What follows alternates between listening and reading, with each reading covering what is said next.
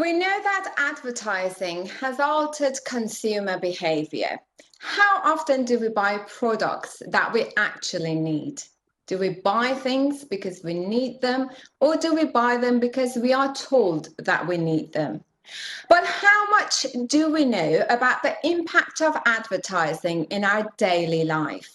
How much do we know about the impact of advertising on our natural resources through consumerism? I think we all know whether there is an economic boom or a period of recession, advertising is here to stay. So why not turning the problem that we cannot escape from into a solution which would help us build a better, greener, and more sustainable culture? Ladies and gentlemen, welcome to the Responsible Advertising session. My name is Shooka Bidarian and I will be serving as the moderator for this session. Alongside me are our wonderful panelists. Today we will be discussing how advertising can be adjusted to be part of the solution and not the source of overconsumption. We will be looking at advertising as a tool being used with the purpose of building a culture for change.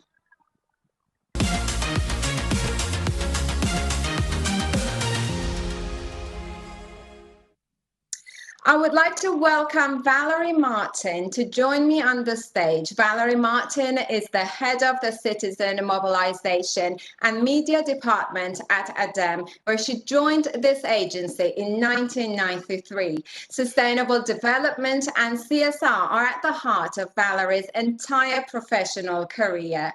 She has been massively involved in campaigns on energy renovation and circular economy, as well as responsible communication and marketing issues. Valérie, it is a pleasure to meet you. Thank you very much, Shooka, and hello, everybody. It's a great pleasure to be with you today. Just to remember, ADEME is the French Agency for Ecological Transition, and that's true that we have been working for many years on this issue of responsible communication, working, of course, closely with many professionals of the sector on this subject because we can't work alone. That's wonderful. You have recently published a guide about sustainable communications. Could you give us some key figures about sustainable advertising? Yes, of course, Shooka. Maybe what I can say is that true that we have published in January 2020 the guide to responsible communication is only in French. I'm sorry for that. But why do we have published this guide? In fact, for several reasons. First of all, is that the context has changed significantly.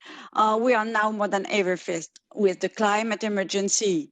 And the environmental issue has also become a major concern for citizens, especially in France. So furthermore, the need to inform as many people as possible of the good practice and innovation that are being developed, as well as the new tools and guidelines that are available to them, was one of the reasons why we have published this guidebook. And third reason, we wanted to fight against certain preconceived ideas, in particular, those relating to digital communication tools and digital services. So now, I can say that the subject of responsible communication is really booming in France. And well, you need to see for yourself the seminars and other studies that are flourishing on the subject, especially since 2020. The question may rise to whether we are facing a structural phenomenon or not. We believe at ADEME, but we are not the only one, that this will be the case and that there will be no turning back. And this is very important. Why? First of all, from a regulatory point of view, there are many developments, both at the French level. We have a law on the circular economy, a law on mobility, a future bill on climate and resilience. But also there are some law at the European level with the work undertaken on the extension of the duty of vigilance and also the fight against fake news or more important, the revision of the European Directive on extra-financial reporting. Well, so this is extremely important. And now more communication departments are also expected to get involved in CSR issues, and not just to highlight the action taken by companies in this area. So this is first thing important that I wanted to say. At the same time, in France, there is a focus on advertising issues, and the panel know it perfectly well. In the wake of the work of the citizen conventions that we had in France, or the reports that came out in 2020, one of the common points of which is to question the vision of a society in which happiness will be achieved mainly through consumption. Secondly, within the framework of the discussion on the climate and resilience bill, but also in 2020, we had a lot of positions, reaction of the communication sector, but also we had very interesting commitments of certain players in the profession in favor of the ecological transition. I think that the other member of the panel will return. So now, what can I say about responsible advertising? Maybe, you know, I don't know, as part of the Green Flags ADEME barometer on responsible consumption that we have published on Tuesday, we also focus specifically on advertising. And I would like to share with you a few elements in order to provide some initial answer to your question. Three main results are to be highlighted. First, advertising, maybe is a French specialty, I don't know, specificity. Advertising seems to be rejected by French consumer. Thus, nearly 9 out of 10 French people consider that we live in a society that pushes us to buy constantly. It's important. Another figure that we can have in memory is that 83% of the respondents declare, tomorrow, I would like to live in a society where consumption takes less place. And at the same time, 88% declare that advertisements use techniques to incite us to consume more and more. Secondly, the need to put useful information back at the heart of advertising, and not only just the innovation aspect asking by French consumer. This also means increasing consumer knowledge of environmental information. Because I do think that we must better inform the consumer if we want another kind of consumption to be put in place, a more responsible consumption. So it seems to us essential to put forward mandatory and highlighting environmental information, for example, the European Ecolabel or the standardized environmental display. But in the same time, in this barometer, advertising is also clearly identified as a powerful lever for the expected change of model, an opportunity that should be not missed if it accompanies the consume less and better to which consumers aspire. It's very important. So I do think that at a time when policies are being implemented to move toward more sober, more resilient lifestyles, it is therefore the very place of current advertising model that must be questioned. Because as it stands today, it is unsuited to the ecological transition.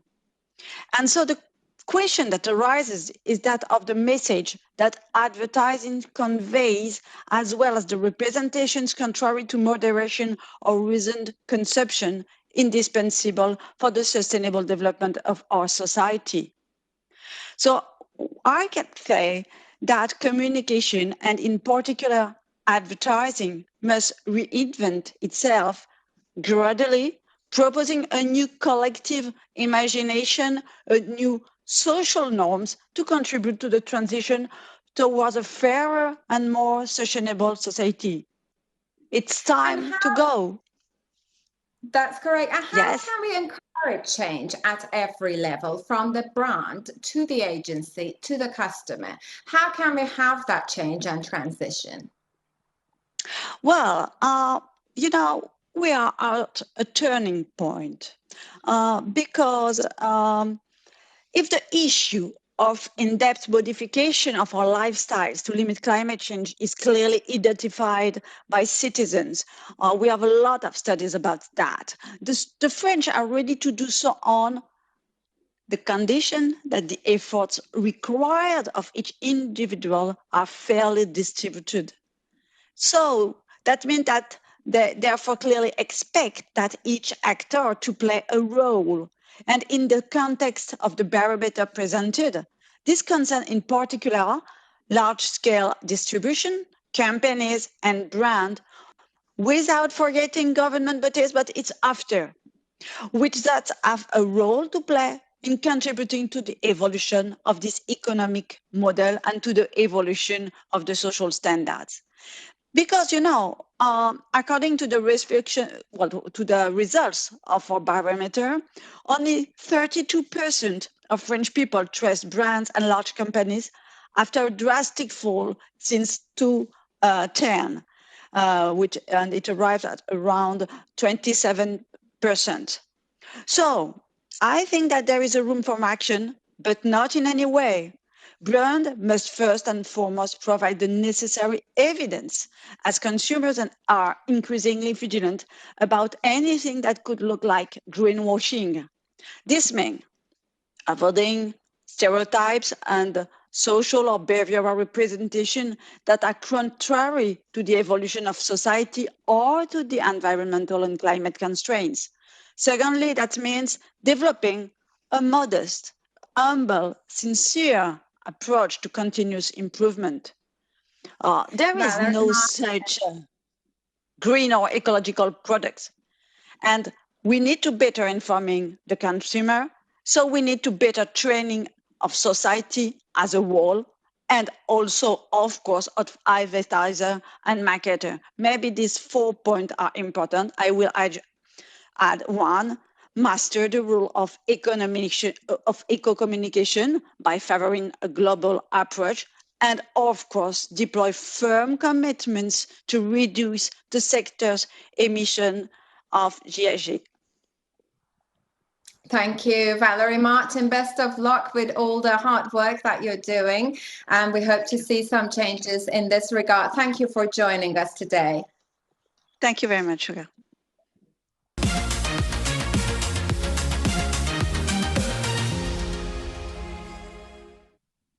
And now our panel discussion, where we will take this further and talk specifically about some of the solutions in action.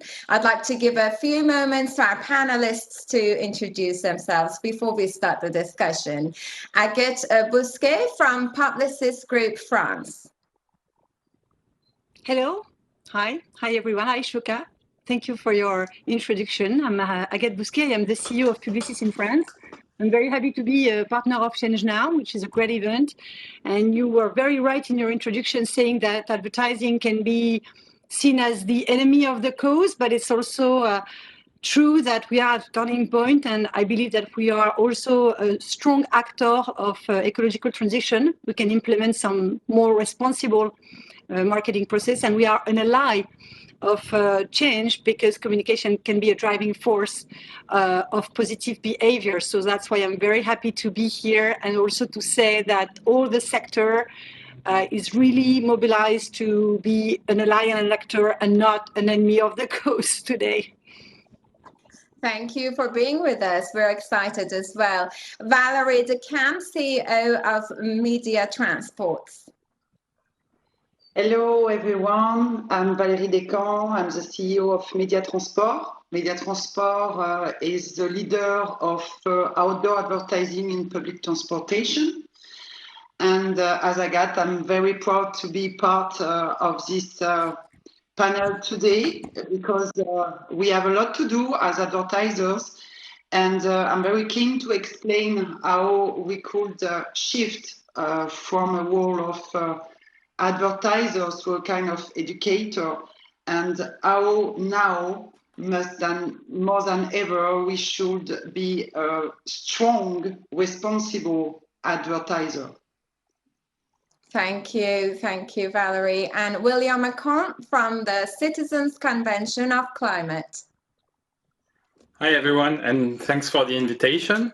So I'm William. I'm part of the Citizen Convention on Climate that bring together 150 people, all drawn by lot, representing the diversity of French society and paying attention to, for example, gender, age, level of education. And our mandate as an assembly was to define a series of measures that will lead somehow to a national reduction of at least 40% in greenhouse gas emission by 2030 in a spirit of social justice, let's say. And within the report, we have measures on housing, transportation, food production, covering most of the sectors we have the most impact on emission. And we had as well measures on consumption, which are the link of our panel today. I'm very pleased to be here. Thank you for being with us. Agathe, I think we'd all like to know more about the eco-communication that is taking place by Publicis and the NIBI program. Could you please tell us a bit more about it? Yes, thank you, Shooka. The NIBI program it means no impact for big impact. You know that in advertising we are always looking for more impact. It's one of our KPIs. But the program is here about having no impact. Even if it's a big impact in terms of communication, it has to be reduced in terms of impact on the environment. So it's an eco-communication process which analyze the life cycle of our campaigns and allow our client to implement new practices in order to reduce, again, this impact. So it's about, it's starting at the brief, actually, from the client until the media plan. How can we reduce at each step of the way the impact on communication? And we have strong commitments at Publicis with it, with the strong clients such as BNPP, such as Orange or L'Oréal, in order to reduce this impact. For instance, by 2025, 100% of our campaign offered to clients by Publicis will be eco-designed. For the biggest clients today, it's already the case. Eco-produced. And also, of course, and it's done in many cases, but of course, totally subtitled for deaf or hard of hearing people.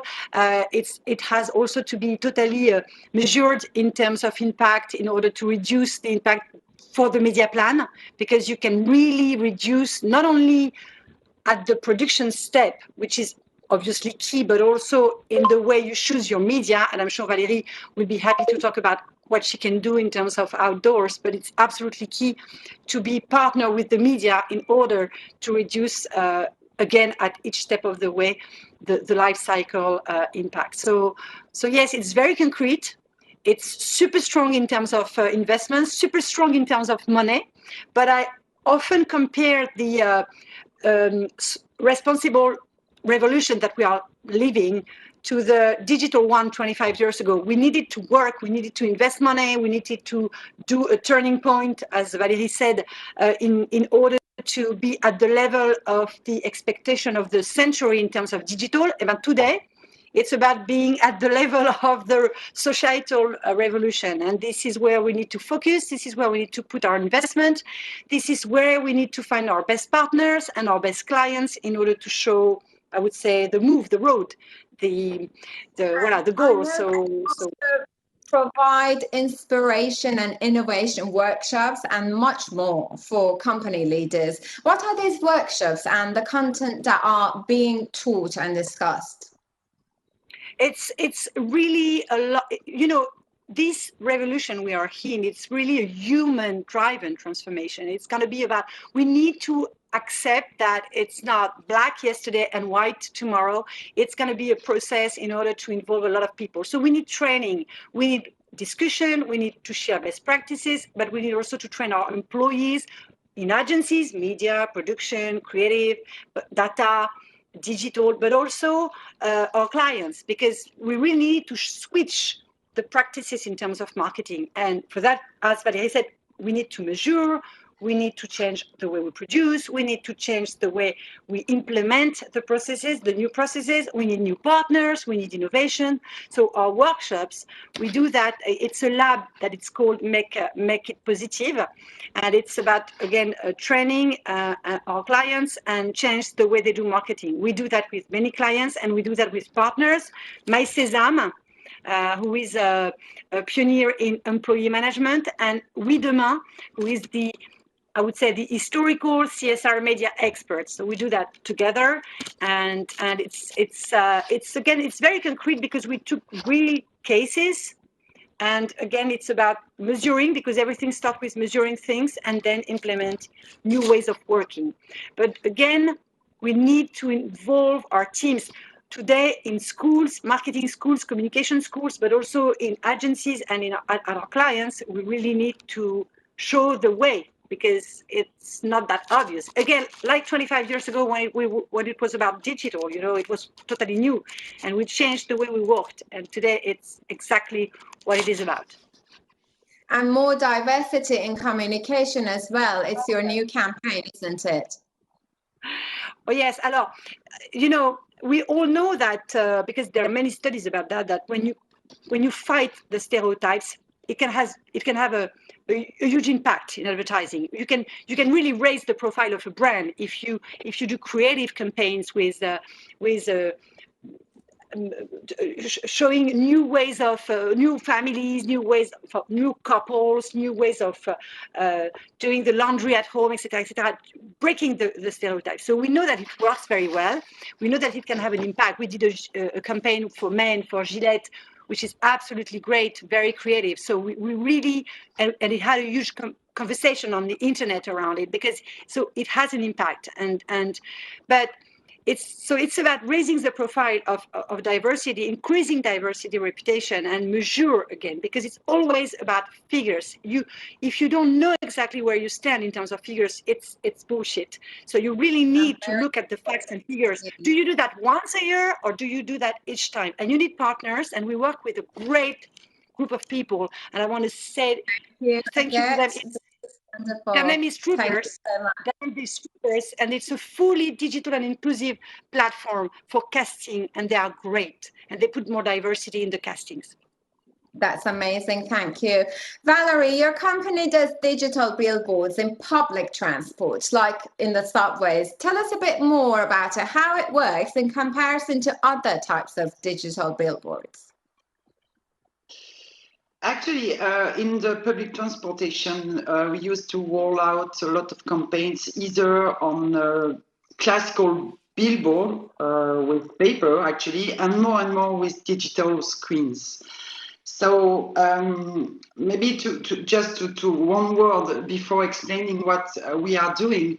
A lot of people think that outdoor and specifically digital screens are one of the most polluting media, which is exactly the contrary. We are one of the less polluting media industry. Just one figure, we asked to KPMG to measure our energy consumption in comparison to our advertising revenue. And in France, one figure which is very strong for us, the outdoor advertising sector represents only 0.01% of total energy consumption of the information and communication technologies in France, for around 4% of advertising revenue. So this is a figure very important to recall, because you might think, a lot of people might think that our industry is one of the most polluting media, which is completely wrong. But still, even if we have these great figures, we have to do our part and pursue all our efforts. We have already initiated in Mediatransports the last 10 years, or over the last decade, we have divided by 2 the energy consumption of our digital screens, which is a very strong figures. And of course, we have to pursue all our efforts. All the outdoor family, because we are several operators in this segment, we have taken very recently a strong commitment, and we are the first media to have done that. So it's very important to say it. We have taken this commitment to reduce by 50% in 2030 our carbon footprint, which is a massive commitment to our industry. Of course, it will request a lot of investment, but in the long term, we are sure we have to do that because we are responsible companies, and if we want to stay in the place and play a role as advertising, as responsible advertising, for sure we have to do that. So this is an example of what we can do, for instance, to replace very regularly all the digital screens, because thanks to technology, all the new devices coming on the market are less and less energy consumer. So for that, we already have great performances. And I know that you do go through screening your clients in terms of CSR and how you initiate this to see whether or not they are responsible companies. Do you fact check your clients? How does it work? This is a very important question, Shooka, because actually what we are observing is that a lot, unfortunately, advertisers are jumping on the green wave. And unfortunately, some of them claim to be sustainable, but they are not. So I think it's a very important timing for us, because we have to ensure all consumers that what brands are claiming is true. And for that, I think that historically, advertising has always been used for promoting consumption. Today, we have to question consumers in their own consumption and make sure that brands are telling the truth. So yes, I'm convinced that we have to move our role from driving booster consumption to an educator. We have to, as news companies, they have reinforced the fact-checking because of the fake news. Today, we have also to play this role to add checking. And it's very important. It's a strong move for us because we have to verify and double check all the claims of the brands. So I think it's very important for us if we want to keep the trust, actually, of consumers. Absolutely. Thank you, Valerie. Thank you so much for being with us. William, your organization, the Citizens Convention on Climate, focuses on reducing carbon emissions. Now, the question I think everyone would like to know is, how does this relate to advertising? So, like I said before, 2 of our measures are interesting for us today concerning responsible advertising, and are among the measures in which I personally believe a lot, and they are complementary. First of all, there was we wanted to create an obligation to display the carbon impact of products and services. Like, for example, you have nowadays with fatty and sweet products, the product or the service will inform you immediately what its ecological footprint or its emission to produce and use, and we call it the carbon score. It's somehow a measure which is in a straight line of the Shooka app. Maybe you have it. I don't know, in France we have it. It's very popular. You scan a barcode and it gives you the information of the product. And then one day we will have it directly on your food or your transportation ticket, or your car, or when you buy a house or a flat. So it's transversal to everything in life. And the other measure that is interesting for us here, it's regulate advertising to reduce incentive for overconsumption. We spotted that advertising has a very strong impact in the creation of needs and on consumption. And we therefore believe that it's one of the main levers to operate in order to change consumer behavior in a sustainable manner, because ecological transition can come out of our lifestyles. And we consider it... Measures, correct? And the measures are going through the process of law. Where is this going, the proposals that you've given so far, and how successful have you been? So we had a consultation organized by the French Ministry of Ecology after the submission of the report. And that was very passionate. The Medias are worried and somehow threatening everyone for the job losses and so on. But no one, I think for now, no one tries it for a short period of time to offer other model in lifestyles. So we, the citizen of the Convention of the Climate, strongly believed that through responsible advertising, we can give the key to the entire society to act somehow better and together for the climate. So it's going now through a parliament process to transform measures in different articles of law or directly into governmental action. And the bill will definitely be voted in July, so after more or less 1 year after the handing in the report to the executive. I can just add that for the moment, unfortunately, yeah. I said best of luck with that. Thank you so much for joining us and for your insightful comments on responsible advertising, everyone. Thank you for joining us and being with us today. Thank you.